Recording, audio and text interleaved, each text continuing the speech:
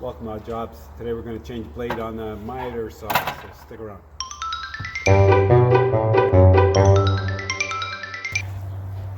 So over here on the front, we've got a trigger right here. This is a blade lock. So we're going to be pressing that in when we're loosening off the blade.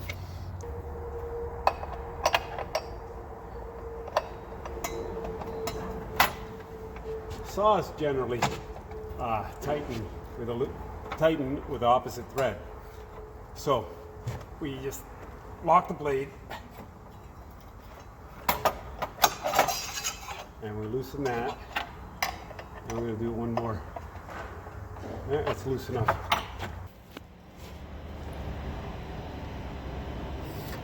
There's a little screw right here.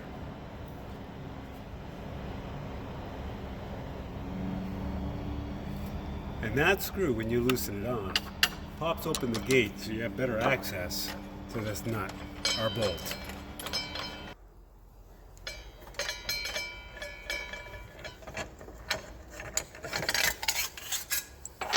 So, this blade, I think, has seen better days. Anytime your wood sticks to the carbide tips here, it's a pretty good sign that the blade's been exhausted. So that one's gone. In its place, I'll be putting on a Diablo 60 teeth blade. I'm cutting hardwood, so it's not like I want a billion teeth, but I do want a clean cut, and I think this one's going to give me the best bang for my buck. There's a link below in the description where you can get these.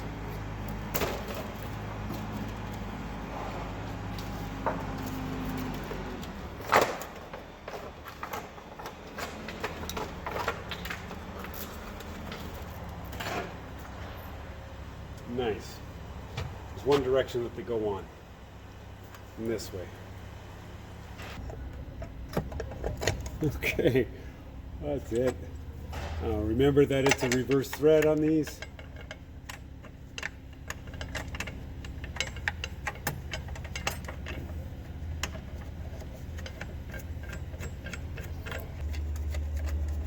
And that way, when we tighten this up, we're going to get a really good grasp of it.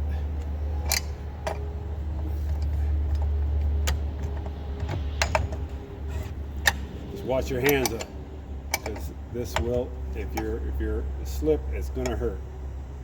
Okay, it's tight enough. And we're gonna drop this guard back down here and tighten that up.